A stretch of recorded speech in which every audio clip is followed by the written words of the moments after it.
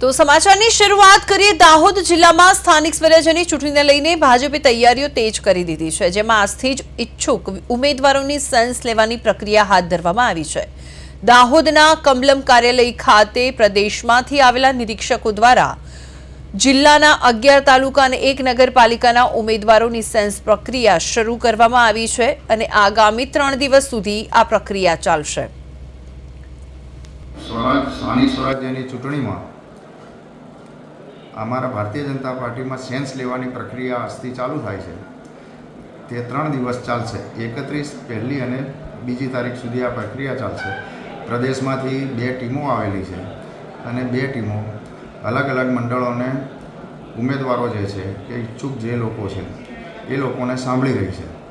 સવારે 9 વાગ્યાથી 1 વાગ્યા સુધીમાં એક મંડળ પતશે અને બપોરે 2 વાગ્યાથી 6 વાગ્યા સુધીમાં।